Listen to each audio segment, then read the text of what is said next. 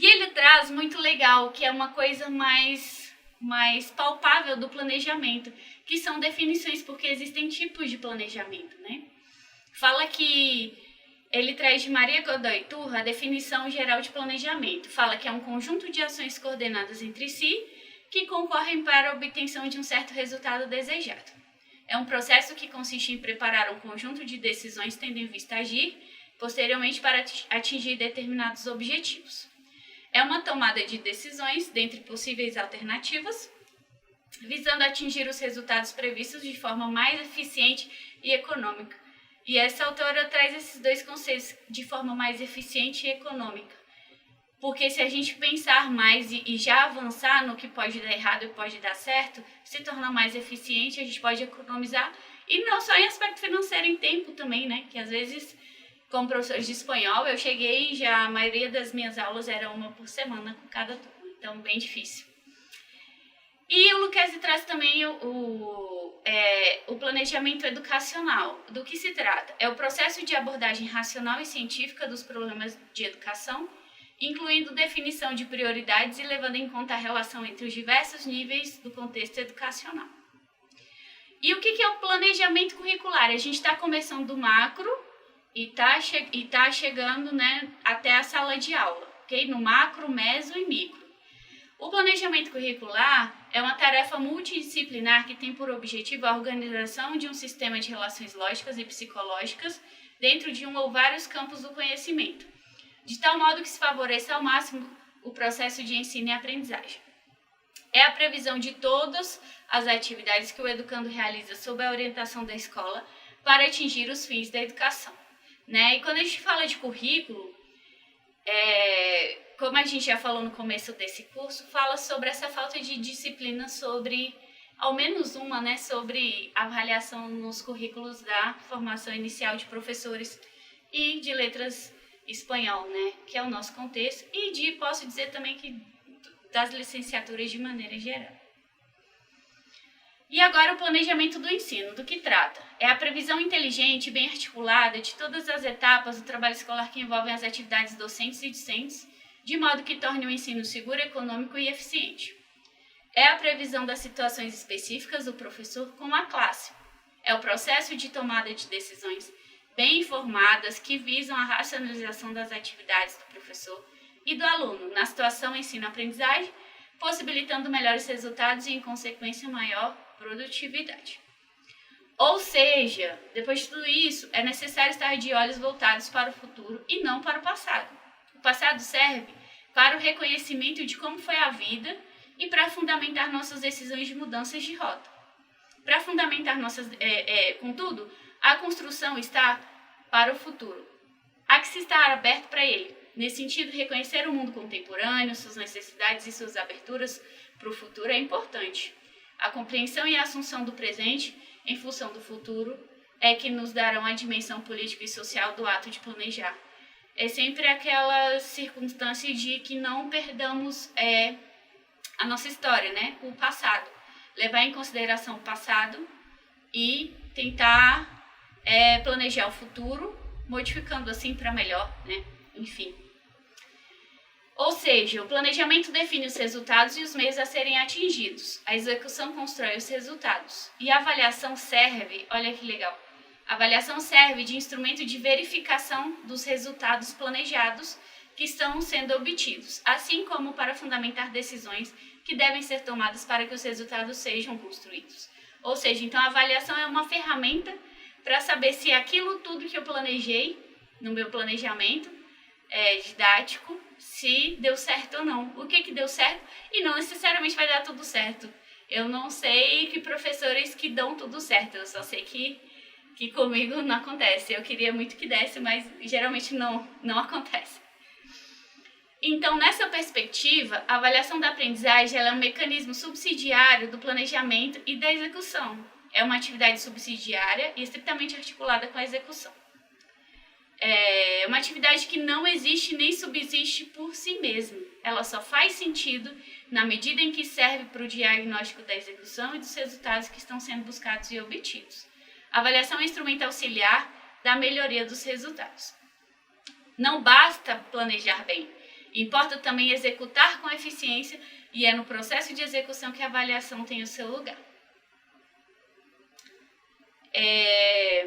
Finalizando aqui, enquanto o planejamento traça previamente os caminhos, a avaliação subsidia os redirecionamentos que venham a fazer necessários no percurso da ação.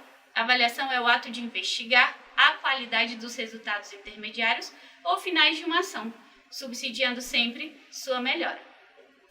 E aqui vamos ver outros autores que também tratam sobre o tema. Temos também Ensina, que aí a gente vai ver como se fosse uma parte mais prática, né? Que a partir do enfoque interacionismo social de Vygotsky, o aluno aprende interações significativas nas que constrói seu próprio conhecimento e compreensão da língua com a mediação. E por mediação se entende as ferramentas e sinais que se interpõem, né, que se colocam entrelaçam entre o estímulo e a resposta. Ou como diz Moreno, é possível interpretar a aquisição de segundas línguas, né, podemos dizer também o língua adicional, como um conjunto de operações e mecanismos psicológicos derivados da interação social. Isso aqui está mais voltado agora para o ensino de línguas, tá? Ou seja, planejar uma unidade didática deve-se considerar o entorno sociocultural de onde está acontecendo a aprendizagem, que apresenta duas direções.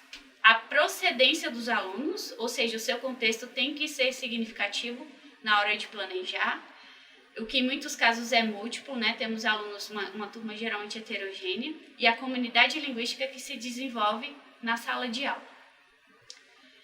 E aqui essa questão também da prática, né? Como se elabora, então, uma unidade didática ou sequência didática, né? Pode se encontrar com esses dois nomes. Quantas unidades didáticas eu devo elaborar? Não tem ao certo, porque esse número, de acordo com o Ensina também, depende da extensão do seu curso, né? Do que você está atuando, dos seus objetivos.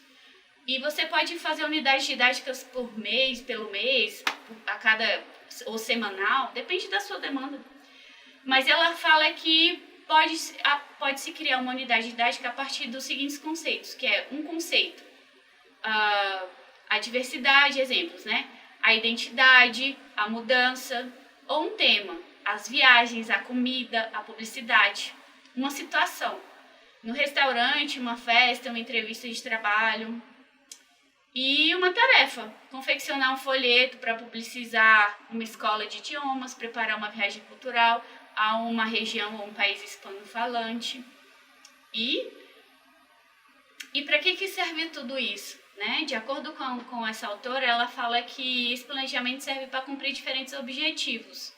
Que objetivos que são antes e depois, né, da sua implementação. Serve para refletir antes da aula, considerar o progresso de aprendizagem dos alunos, localizar a aula dentro da unidade, se assegurar de ter todos os materiais necessários preparados, antecipar problemas, isso me parece fantástico. A gente já antecipa problemas. E se acontecer isso, o que eu faço? A gente sempre fala de plano A, plano B, plano C, que pode acontecer. Por exemplo, acabar a energia, não ter projetor, e agora? Qual é o seu plano B, né? E buscar possíveis soluções. E ser usado como um guia na sala de aula. Refletir sobre o que você fez durante a aula. Como se fosse um guia, o docente pode utilizar as seguintes perguntas. Isso aqui, reflitam sobre uma aula, vai pensando aqui, com essas perguntas, como você planejaria sua aula de amanhã, por exemplo, ou da semana que vem? Para que coisas, o que não me deu tempo, né? E pode ser também de aulas que você já deu, né? Que aqui, nesse caso, é como modo de guia. Que coisas que eu não tive tempo de fazer? Onde tivemos que acelerar e onde que sobrou tempo, né? Como que foi a sequência e a progressão?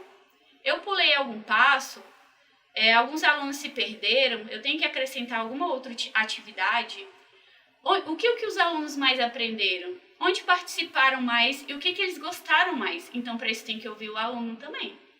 O que para eles pareceu mais difícil? E o que eu posso fazer para que pareça mais fácil, né? Para que facilite. e para que reflitamos. Portanto, qual é a importância do planejamento didático nos seus processos de ensino, aprendizagem e avaliação? E após me aprofundar nesse tema de avaliação, eu vejo que é fundamental se planejar. E, inclusive, sempre tive o hábito de planejar porque não gostava de ser pega de surpresa, como um aluno perguntar uma coisa e eu não saber.